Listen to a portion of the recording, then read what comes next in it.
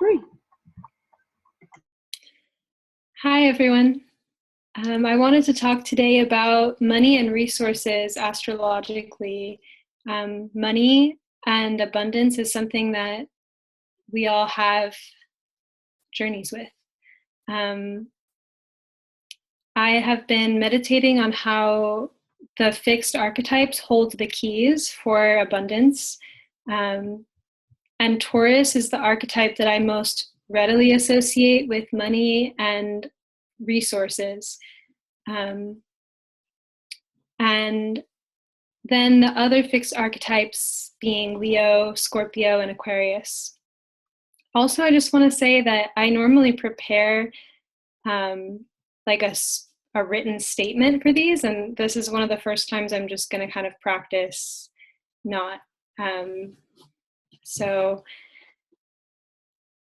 to start with Taurus and resources, I have a very broad definition of resource. Like, it's really anything that we value.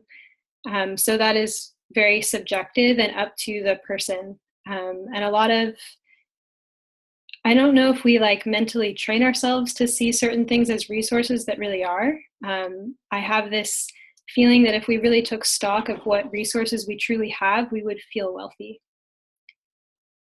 So an example of resource that's not money could be knowing where the food bank is. It could be having a sense, like having a craft that other people want to pay for your services. It's anything that you can call upon that could turn into another good via exchange, or is just something inherently valuable. It could be like having a set of candles and you just feel pleasure every time you light candles. And so that's a resource to you. And to jump from that, I feel immediately to Scorpio. We get into the vibration of desire and resistance. And so it makes sense to me that if we're still in this kind of resistance, desire, push-pull thing with Scorpio, that we're going to feel that in the Taurus opposite. And that's also the body. So, you know, sometimes we feel embodied, sometimes we don't. Sometimes we like ourselves, sometimes we don't. Taurus is about self-esteem. And just at the bottom line of it, it still kind of blows my mind that the act that got us here in this physical body was people having sex and creating us. And yet sexuality is still something that we all collectively as a culture, there's so many struggles with that. And it's just like, that's the root of our being in a way. It's the root of this incarnation. It was a cardinal moment that brought us here. So what's this inherent resistance to being embodied? What's this inherent resistance to the material world?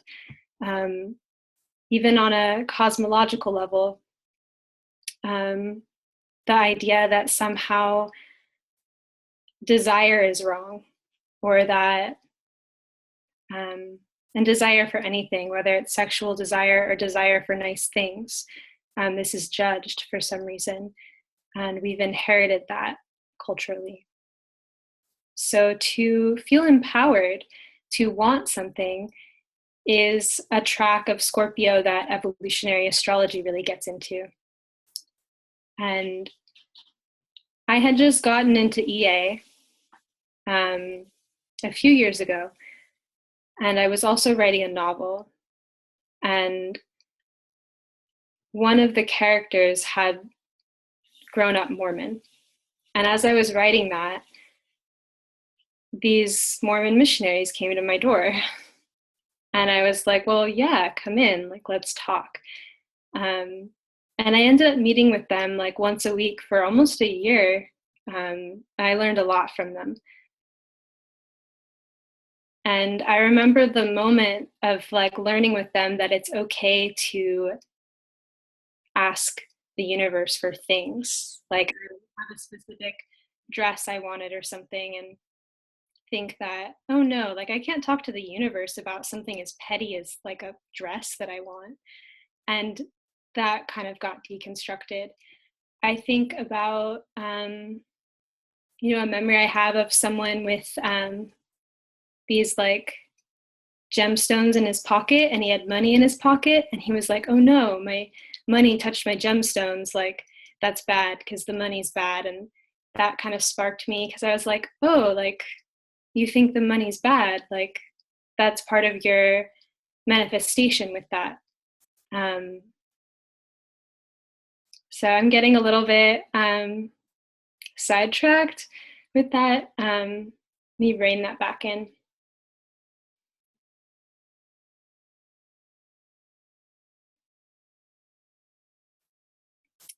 Our philosophies and cosmologies around money affect how it is we interact with it. And it's not just money, it's any particular good or commodity that we want or that we are afraid to want. And I think that I just have this like feeling that I've gathered of like, people don't like money. They wish they didn't have to deal with it, yet money is the gateway to feeling more comfortable, feeling more secure, survival, which is a Taurus mechanism. And for the purpose of some of the things we'll get into in this talk, it's assuming that we have our survival needs met.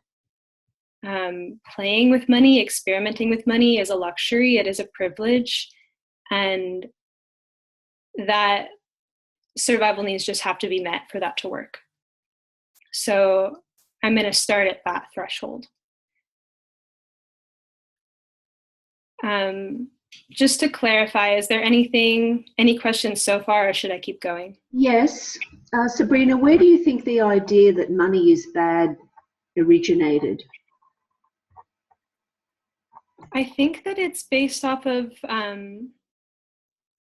people, like this cultural storyline that there's people that gather lots of money and that they're selfish, or that they've used money to control others, or that people who are really rich are really out of touch with humanity.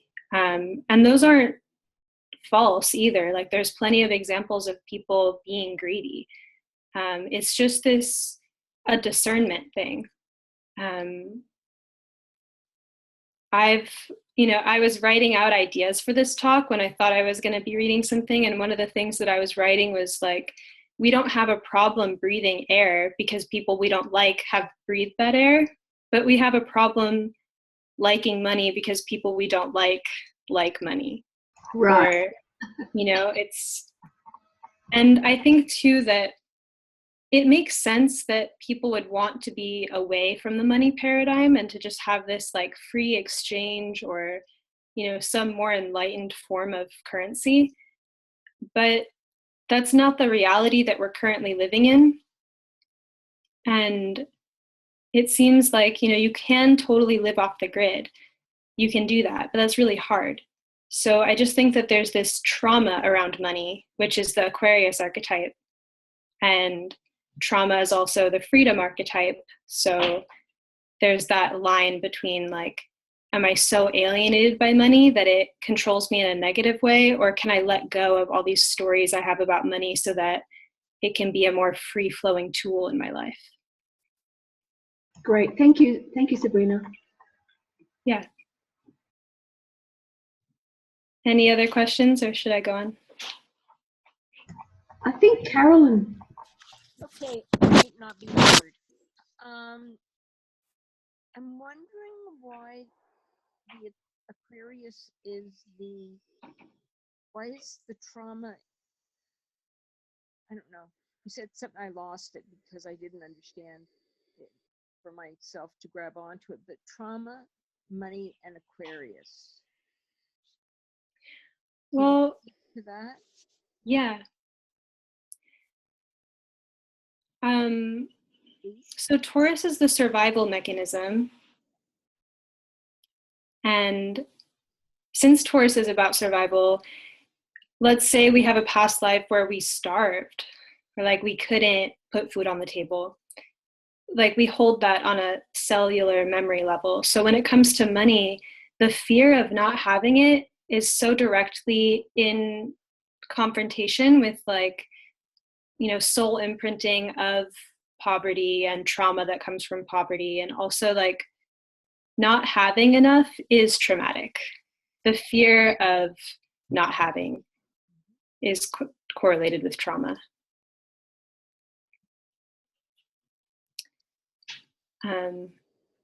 Yeah, any other questions? Thank you. Mm-hmm.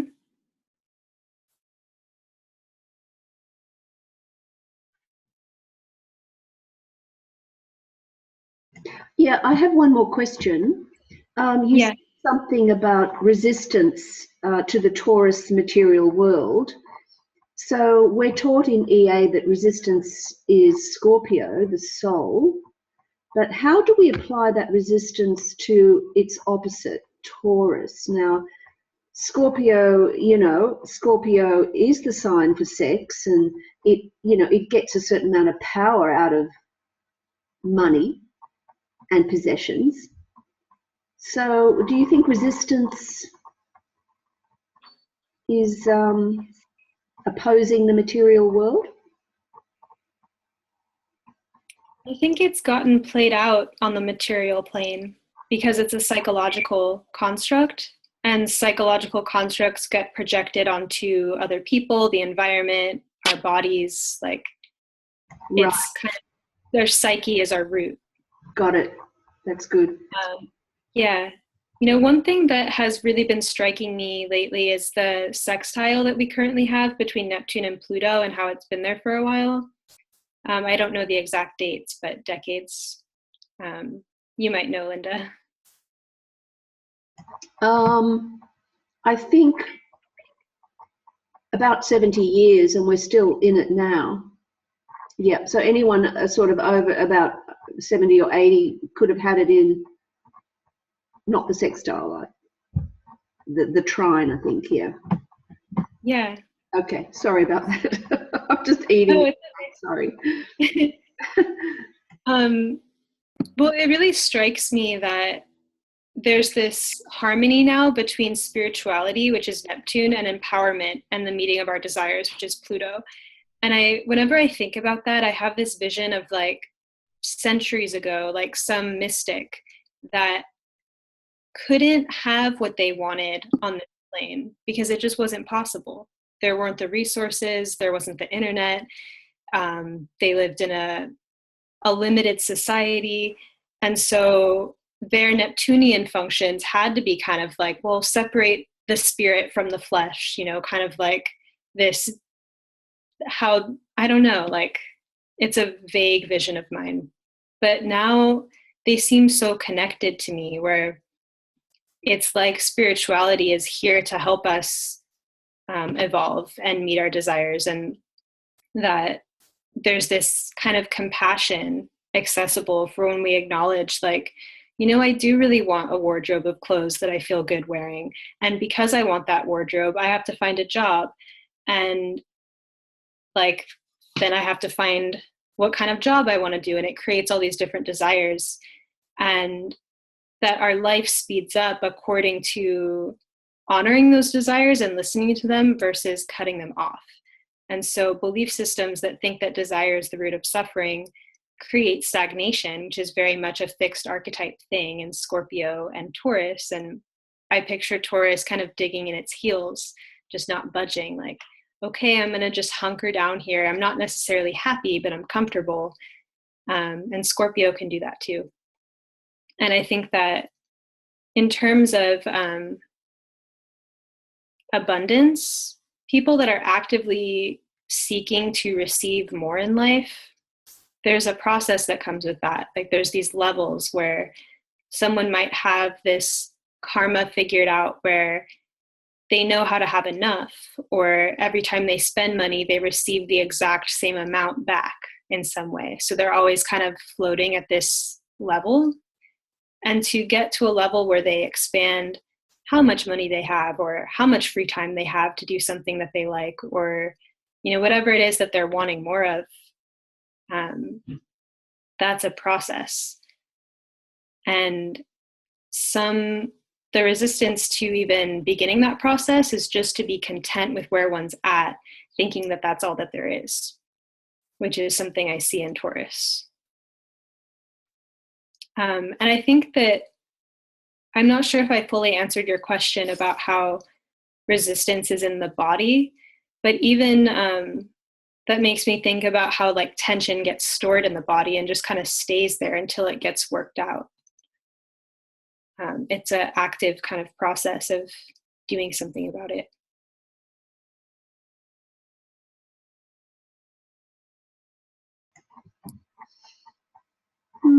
Yeah. Can I share something? Yeah. Yeah, I've always thought to myself, God is rich. Now, if we look at the universe, like it's huge, it's massive, and well, you know, there must be plenty, but we do have limited resources here on the earth, especially with the population explosion.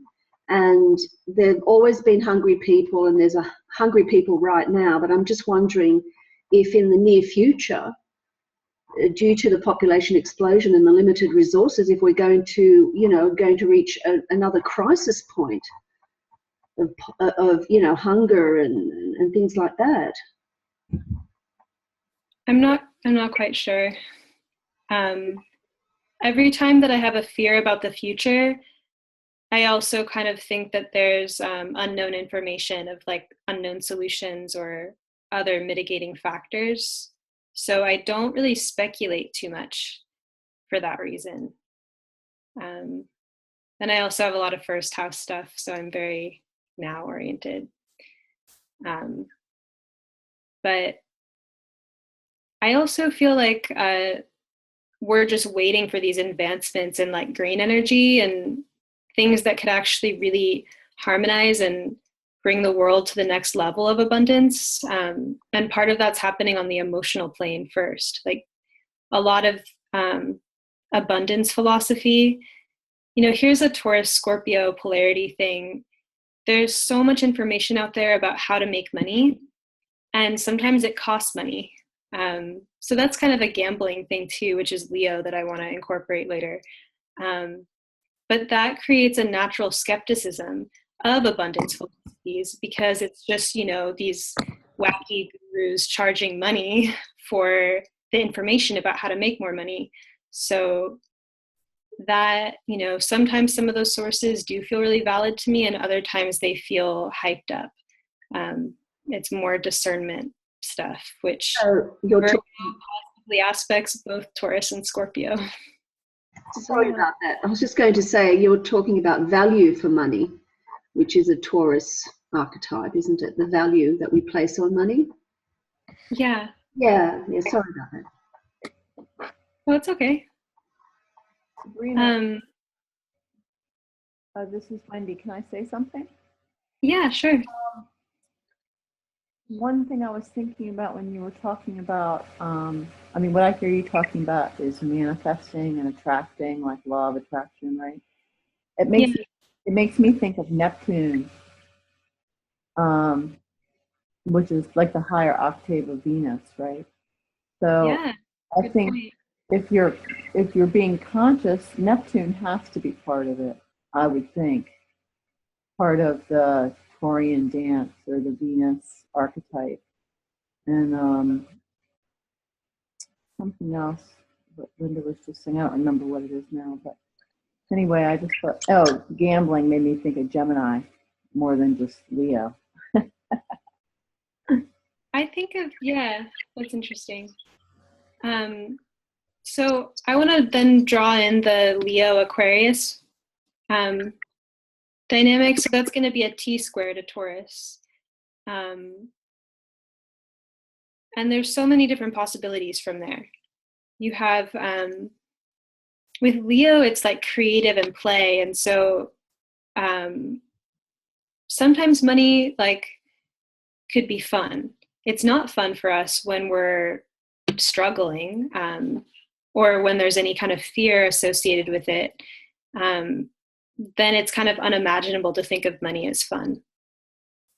And often it's actually other forms of resource exchange that have the Leo warmth and fun, because money has such complicated psychic entanglements for so many people that, you know, it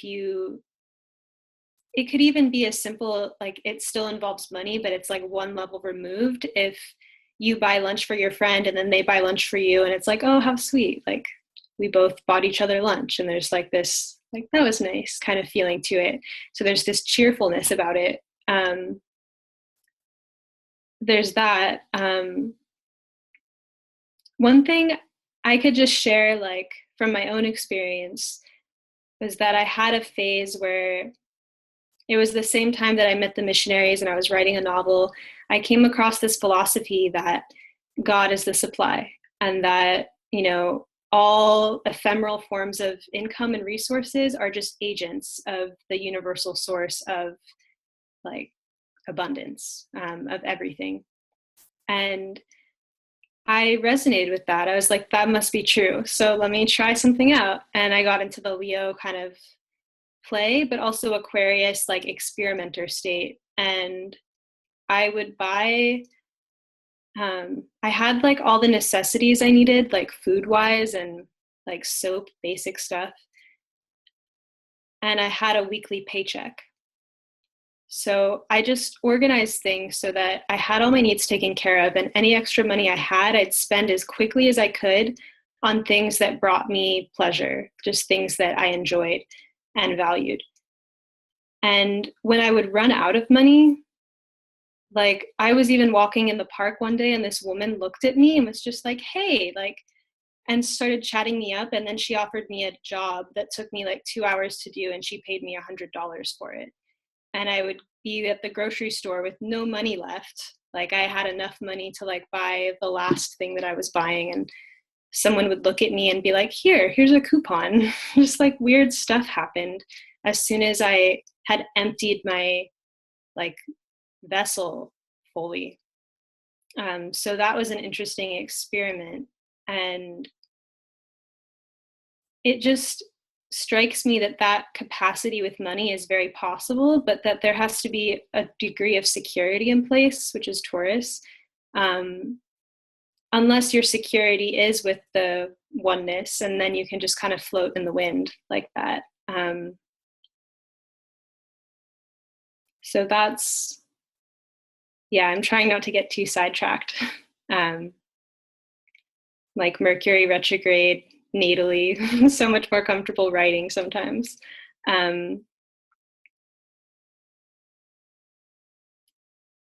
Aquarius, I think of like higher philosophy and higher mind around how energy exchange works. I think about beehives and the abundance that bees present, the way that if we have something to offer, like whatever it is that we value or have within us, it's naturally tapped into the network in some way, which is Aquarius and hive mind. And tuning into that can create abundance. Or it can be just like posting something on Facebook, like, hey, I need this thing, and someone else has it for free. There's a lot of creative ways, Leo, to obtain resources that don't involve money exchange. And I think that, again, that Virgo discernment of like figuring out, okay, this is a need I have and I could spend money on it, or I could do this creative thing and accomplish it this other way, then money can be saved for when convenience is needed or when there's just not another option. So that Aquarius kind of detachment of seeing like, oh, here's how energy exchange works. Like, let me just play with it, Leo, applies for that. Is there anything I can clear up or clarify?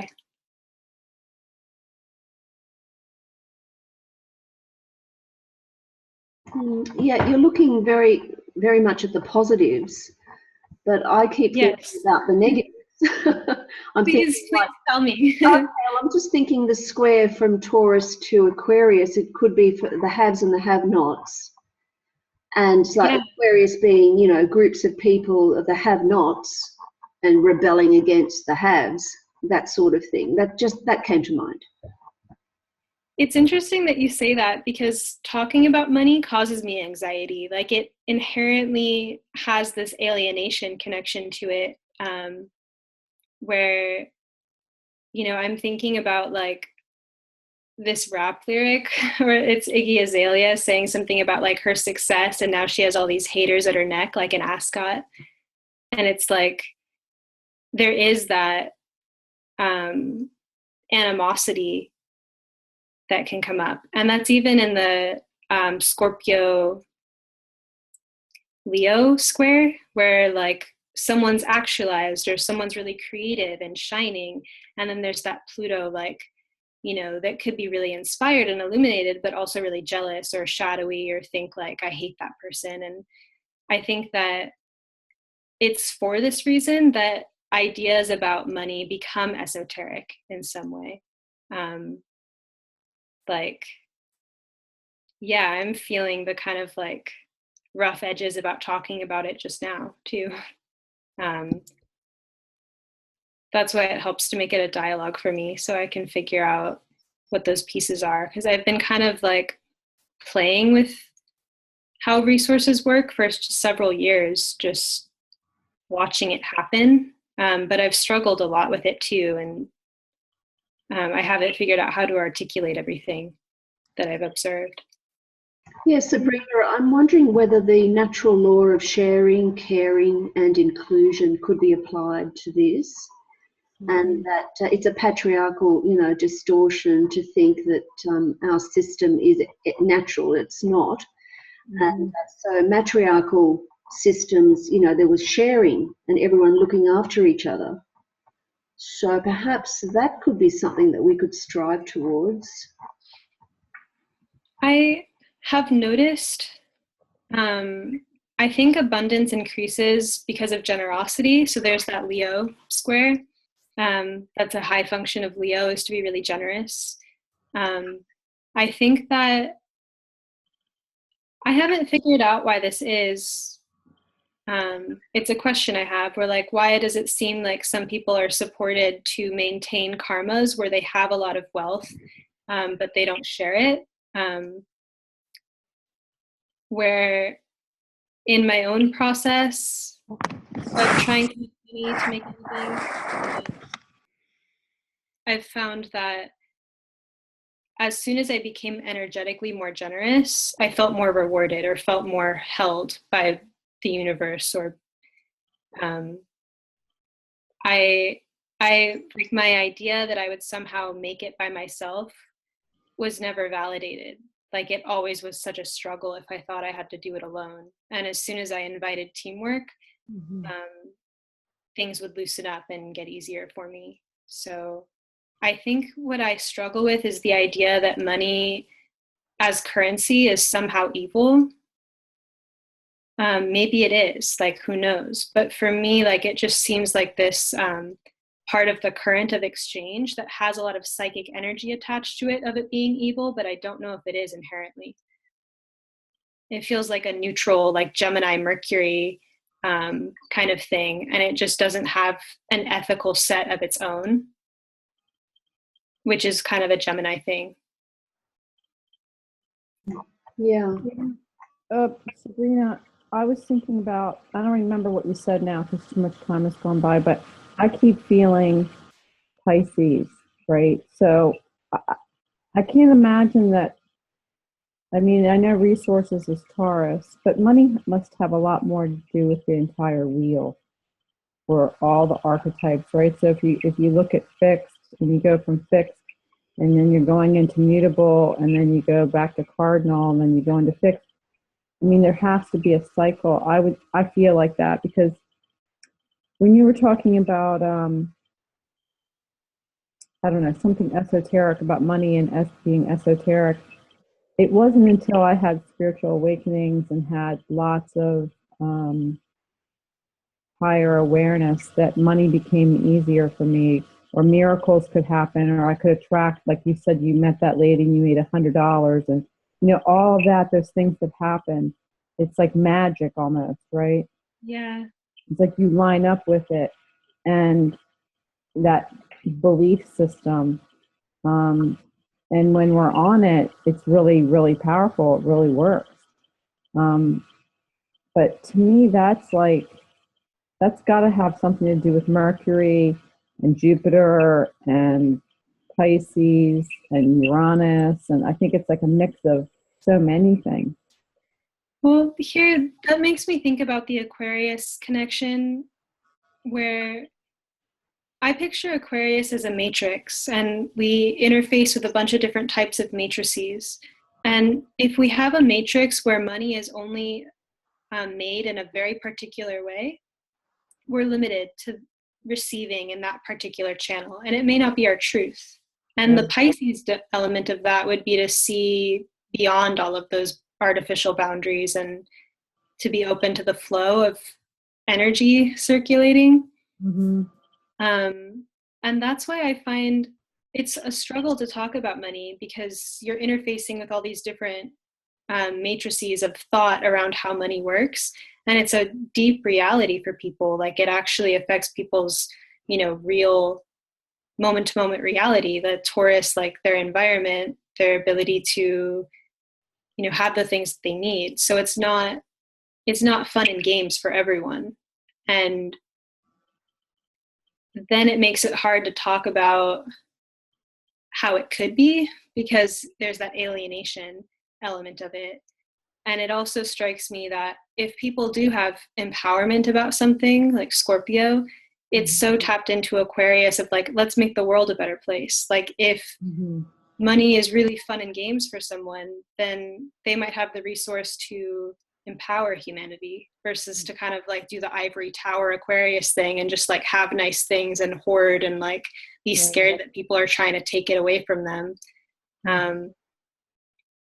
I feel like if generosity and like humanitarianism is present, when people have resources and they use them to make the world a better place, there's more flow in that, and more like love and connection. And when it's just like the things or the status or the power, that's when it creates, the like diva Leo side and the alienation Aquarius side. And so all of these points in the square, like they're crisis aspects, which is square, and also great strengths when those crises or the crises are overcome. Right. Sabrina, I just had an interesting thought about the stages of evolution, and they could be used in a good way to understand this. So I'm looking at consensus, which is Saturn, and a fear around money, fear and hoarding, and the Scrooge archetype, right? And then the individuated, Uranus, which is sharing and humanitarianism. And then Pisces, the spiritual stage, which is faith in the bigger picture and abundance, and it's very natural to share and to care for each other. So I thought that was a good way to look at it. That's great. That's really helpful. Couldn't it also be the validation, going back to Taurus, where we seem to we value people according to how much money they have, or we do not value our basic resources of the earth, like the water and all of that, and just going to the Leo square, how and there's nothing wrong with the movie and the entertainment industry, but why are they seen as so much more valuable than the nurse that works in the hospital, or the teacher that's teaching our children, Leo? So I think a lot of that has a lot to do with that. It sounds like the Pisces theme again, with like the glamour aspect of Neptune. And that also makes me think about how Aquarius is like-mindedness and factions or groups, and how people might want to be generous with people that are like them versus just being generous with all. I think about, like, part of what kind of like pulls me on this is that I've studied the way that very wealthy people talk and think. And I've also studied a lot of social justice about inequity and how the system is built to keep certain people down and make it harder for them to get up. And it blows my mind. Like, I haven't figured out yet how to build bridges between the two. Because as far as I see it, like, their realities function in that way. That's the matrix that they're in. I don't, it's like this Gemini part of me where it's like I see like their world, and I don't know what to do about it. I feel like in my own personal path, like evolutionary astrology has helped me just see those things with that Aquarian kind of zoomed out lens. But it's also helped me kind of maybe feel empowered to decide that I want something and feel like it's okay. And the other thing with Taurus and Scorpio is that they're both yin. So there's this kind of receptive quality to them. Okay. And that's what the missionaries ended up kind of helping me learn too, is that part of prayer and wanting something is to be open to receiving it. Right. And to create. It's like wanting your cup to be full, but you first need to have a cup to fill in the first place. Mm-hmm. Right. It is so much about receiving. It's a lot about receiving resources. I mean, if you're being conscious about it, there has to be a place for it to land. And the feminine is all about that, right? It's about receiving. So if there isn't a cup for it, or if we're too filled with something else, negativity or the fear, it doesn't land. And or if we're blocking it in whatever way. I just thought of another way of looking at resources, and thanks for this discussion. Whoops, Wendy, and allowing us to comment along with you. Another way to look at it is that resources are the earth element, right? And I'm looking at the earth trine between Taurus, Virgo, and Capricorn. So evolution takes place in a forward motion through the signs. So we begin with Taurus, which is the focus on the self, the resources for the self-sustainment. And then we move up to Virgo, which is helping and being of service to others. And then we move up to Capricorn, which is the creation of institutions or structures, for the good of all. So I thought that was a good way of looking at it as well. Yeah. That's like the thought of like, oh, I've gotten to the top and I have wealth and like I'm just going to sit here with it and I don't care about anyone else is kind of grotesque to me. Like, it seems like the other picture of that is like rising up in your own evolution and then seeing other people and feeling like, how is it that I can contribute to humanity now that I have this knowledge or that I have this experience? And that feels more individuated or spiritual, I suppose. There's versions of it in the consensus. I guess limited to that. I don't really know how to say that right now. Well, exactly. I mean, that's why Pluto's in Capricorn at the moment, so that we're delving very deeply into this issue of money. And, we either are not going to have it or we're going to have it, so that we've got extremes operating as well. Yeah. And if Taurus and Scorpio are the yin side of this fixed cross, then Leo and Aquarius are the yang sides of it. So they could be the actions that people take regarding to the, I think with, I love what you said, Wendy, about the cup being full with other stuff. And that's why it can't, that is like the Scorpio shedding and transmutation process. And I think with Aquarius, like it's so, it can deconstruct the ideas that we have. It can totally wipe them off the plate if something really dramatic happens. So that totally changes our experience of reality. it doesn't have to be that way, but it's just sometimes is. It could be more like you read a book that just like, wow, that really changes my life. One really modern resource on this topic would be Amanda Palmer, right? She wrote this book called The Art of Asking. And it's, she's a triple Taurus or something like that. It's this amazing story of how she, has anyone here read this book or heard her story at all?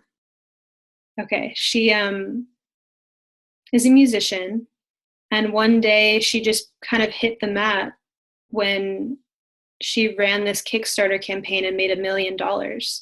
And people were like, how did you do it? And what had happened is like she had actually been building her fan network for a really long time. And she'd interacted with people one-on-one for years, like made friends whenever she went out. She worked like 3 jobs. Like she worked at an ice cream place. She was also a stripper and she was a musician. So she was on this very Taurian kind of hustle. And she had a mailing list. So she had that Aquarius kind of network thing going on. And she'd meet strangers and chat them up and make friends. And she remembers like all this stuff that people tell her that are just strangers basically, but are friends to her. She just has this beautiful, like community oriented, like she really had a team around her and she really invested into the world and the community. And then when she reached out to ask for like, hey, I want to make this album, she made $1 million. And she's a pretty good example just in that book of these archetypes put together. I think it's one of those like life-changing books for anyone who reads it. I think money is really interesting. I've attracted a lot of money to myself in my life, and I've spent a lot of money. And I've also been in a place of like feeling like, oh my God, I have no money, and I create this like these crises for myself, right? I have all this Virgo. And I have a friend who's got Venus and Taurus, and she was making like 100,000 when she was 20, and then she married a man she married into a family, a very, very wealthy family, and she didn't want to give up her job, but she had kids, and she finally was like surrendered, and she started this business, and she became like power hungry, sort of like that selfish Taurus kind of energy, but also a very generous person. So it was like kind of confusing. And then they ended up losing all their money, right? Not all, but they lost a lot of their wealth. And she's such a go-getter, such an Aries, but watching her go through those cycles and then seeing just all the different faces of it, it's very interesting what money can do to people. I think it does have so much to do with what Linda said about the different stages of evolution and where we're at. I was also thinking of like Louise Hay. Do you know who she is? Yeah. Yeah, and she had like this really rough early beginning, right? She's got a grand fixed cross. I'm pretty sure she's got one hell of a chart. That would be an interesting chart to look at. And she's what book did she write? You Can Change Your Life or something like that. And so her whole metaphysical philosophy is taking responsibility for everything you create. And she's created tons and tons and tons of money, but she's been so giving, right? And so grateful. And she's been able to maintain that, right? And Hay House and all these big things. And but it's like she kept it in alignment, right? Or she wouldn't have been able to maintain it like that with such an open heart. I mean, she's a beautiful example, I think, of abundance. And I'm so glad yeah. And resourcing, she gave to so many people because she listened, she surrendered, and she kept listening to spirit and surrendering her ego and moving into this generosity of abundance, but through spirit and through taking like full soul responsibility for everything she created in her life. That's a really great example. Yeah, she's a neat lady.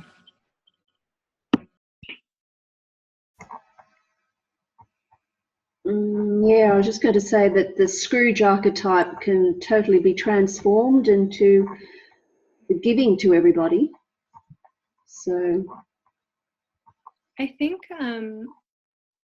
the ability to maintain wealth, like Wendy is talking about, does come from being tapped into the flow. Because if you're too like rigid and you got, like if your money was sourced from following a cultural paradigm that was kind of corrupt, and you know you rose to the top at the right moment to be able to do that, as soon as that ephemeral tide of, you know, capitalist whatever shifts, so does the money. But if you're tapped into source and spirit and you're working an abundance flow, then you'll just adjust. I mean, that's even the fixed archetypes, like that is their struggle in a sense that unites all of them, is like to be flexible. They like to stay in place.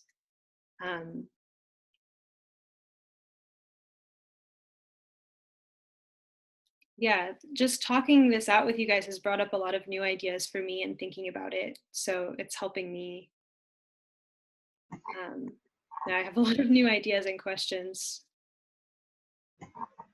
yeah, that's really good. I was just thinking also that the money that we use to buy our resources, like food and clothing, etc., all of these material products then have to break down through Scorpio, and they're recycled and composted back into the earth. So if you think about how many tons of food we've eaten in our lives, if you look at that picture, it's like it could fill a football field, and it looks horrible.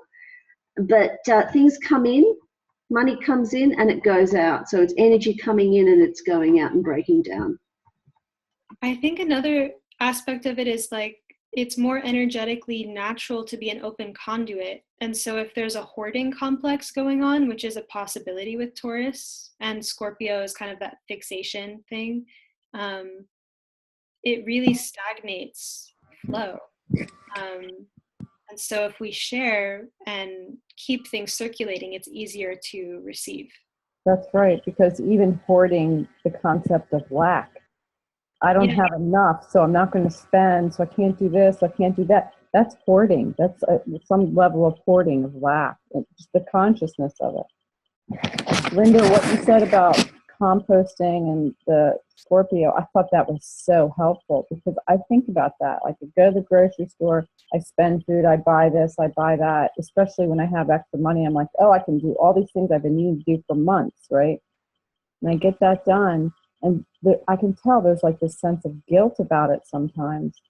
And I forget, like what you said about everything being composted back into the earth. And even though a lot of it's toxic, I mean, that's because I don't like the way it's being done, a lot of it. But that's all. It just takes so much awareness. You know, I went to this conference in California in 2005, maybe this January of 2006. And I was reading one of the Abraham books, one of the first books that was written. And I knew when I was on that trip that I was going to win this trip to go to Peru. I knew Spirit wanted me to go. They were telling me I had this whole download, I had this whole experience.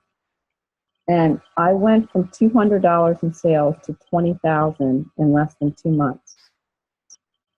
Because I decided, you know, I was going to line up with it. And everything that came out of my mouth was positive and in the present tense. There was no complaining.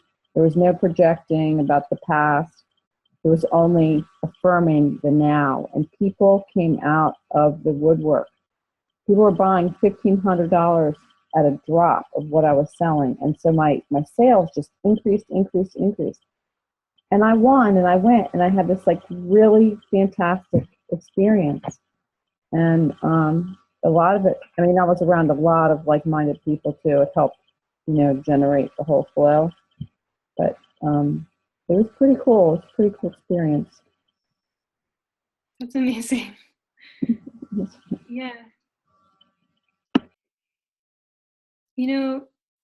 Just today, I was playing with the idea of writing someone a letter who I had felt upset by something that had happened between us.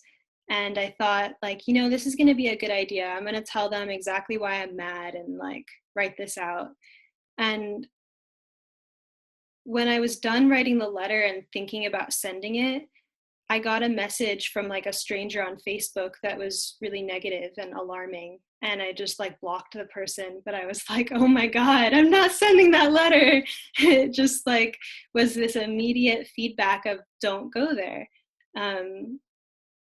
And I realized that, it was a choice that maybe had this sharper edge to it that wasn't necessary, but that I thought was a good idea when I started, but I got, and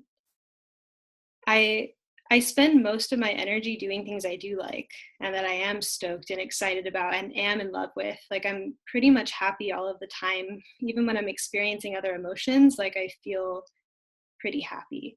And to sit down and meditate on I feel mad and this is how you wronged me, and to write a letter about that and to just see my reality take a little bit of a spiral was this really instant feedback for that. So, I mean, there might be a time and place for that kind of thing, but it wasn't today.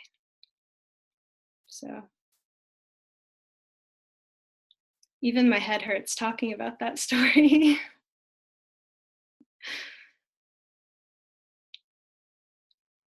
And Sabrina, I also think that that's very powerful because we get all those signs, all those synchronicities, and we often don't listen. Don't send a message, but we decide to ignore it. And I think it's very powerful when you embrace those messages because it just strengthens your intuition even more. Yeah, thank you. It's around the time that I started playing with money and that the way that I was, I also, there would be certain things that I would want. I would ask the universe, I really want to have dinner with someone tonight. And the longing for it was so intense. I just felt really lonely at that time in my life. And I remember this one time just laying in bed, miserable, just thinking I don't have friends. I'm so sad. Just feeling so bad about everything. And I thought I just learned about manifestation, so I was supposed to know better. So I decided to get up, open the window, light some incense. And the second that I did that, someone called me and invited me to dinner. And it was just my reality became this weird video game or something where my external environment was always giving me feedback from my internal environment. And it hadn't been like that before. I mean, maybe it was happening my whole life, but I was just so in what I was in that I couldn't, micro adjust or see what was happening. And then I had all these, spiritual teachers enter my life that put words to what was happening, like Abraham Hicks. I watched a lot of her videos at that time, and I just was learning EA, and I was just devouring anything about spirituality that I could get my hands on, and it started to change my reality a lot, just experientially. Yeah, once the light bulb gets turned on, it's pretty hard to turn it off. Yeah, not really desirable either. Right. Yeah, sometimes tiring.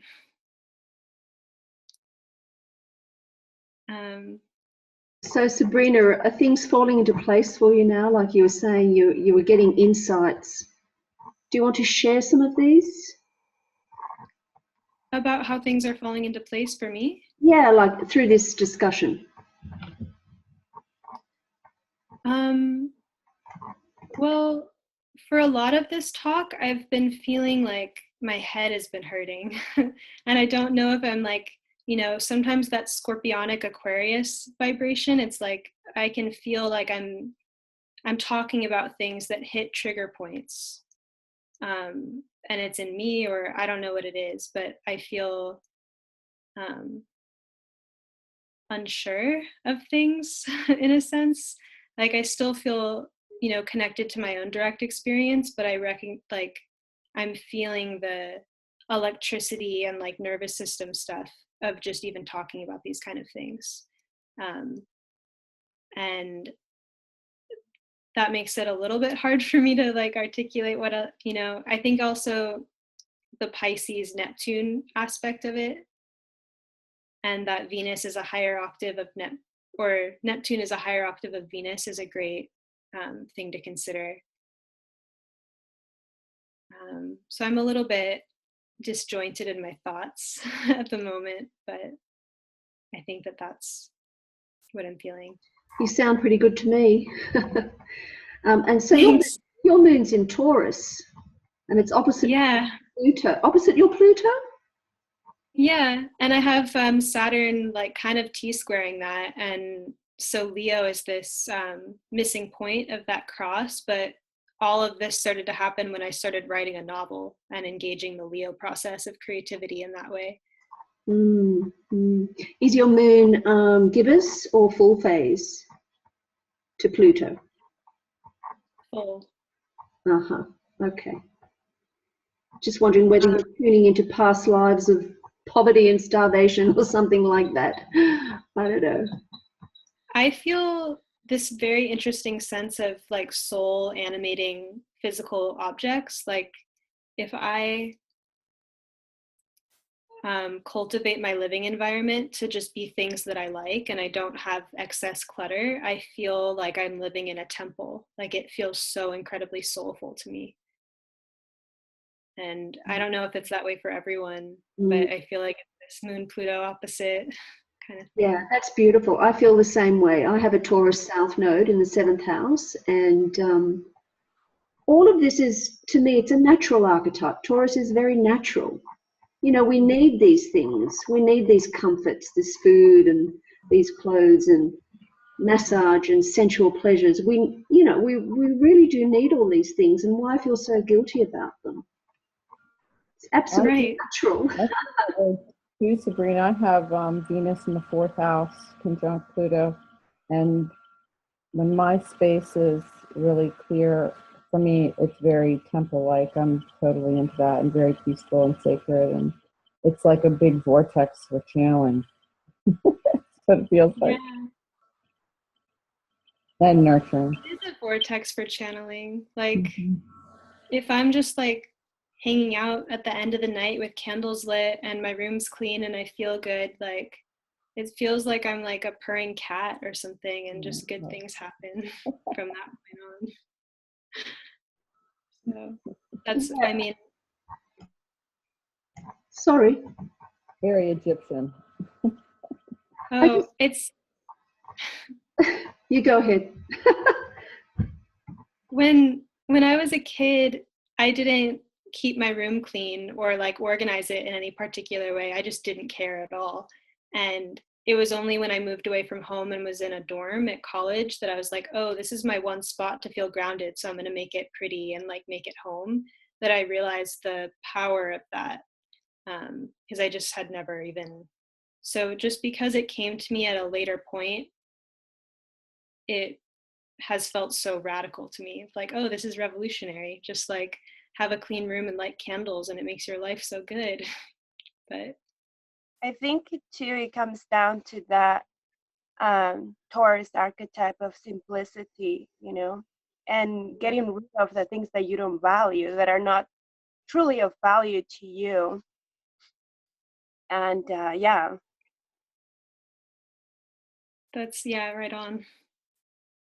I was also thinking of plants and how they once they get to a certain age, you know, they drop their seeds.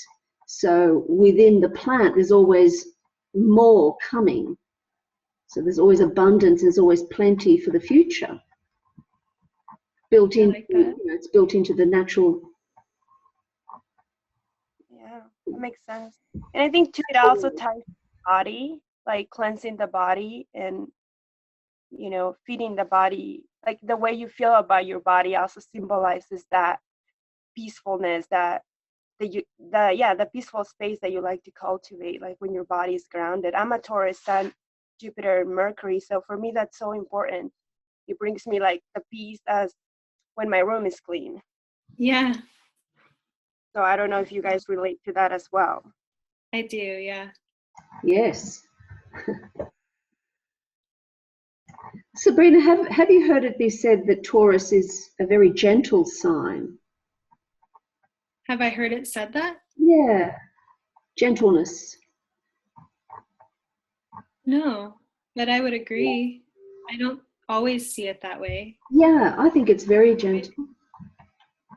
Yeah, and I've also, I think, I learned many years ago from my first astrology teacher that light correlates to Taurus. Not sure about that, but it's interesting. I think a Taurus moon is very gentle. I dated a man that had a Taurus moon. He was the best cook ever. Ever. The guy could cook anything. He's a fabulous gardener. He was almost too gentle for me, but he was really gentle.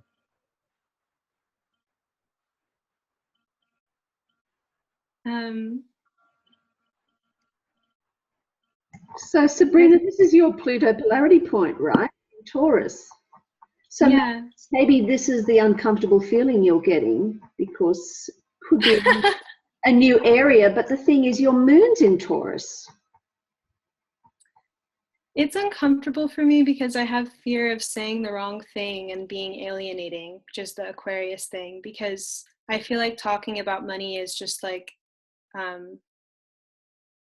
yeah, it scares me. You also have the 3 outer planets in Capricorn in your chart. Yeah, I'm wearing this. I wonder if that's something to do with it. Oh, yeah. You know, like Neptune, Uranus, and I mean, Saturn. Yeah. Saturn. Yeah, my parents, even growing up, they just like were vague about, like, they didn't use actual money figures. They just like never told, you know, so it was like a thing like, oh, you don't really talk about that. I don't know. But I just feel like the conversation of money triggers people immediately. I can just feel it empathically. Like, oh, brought that up. Unless there's like-mindedness, Aquarius, of like, oh yeah, that's how I feel about money too. Like, let's exchange pro tips on our, like, you know, money matrix, or resource matrix. Like, but when there's a disparity or difference in realities, an exchange can occur, but there's stuff around it. I was also I do have to go. It's like after 7. Okay, that's okay. If you want to wind it down, do you have any final thoughts to share, or shall we just end it now? I think that's it. Okay. Well, thank you so much. This has been absolutely fascinating, and thanks for allowing us to make our comments as well. Yeah, it's been a learning experience for me too. Okay, thanks everybody, and thanks Sabrina. We'll see you again next time. Okay. Bye. Bye.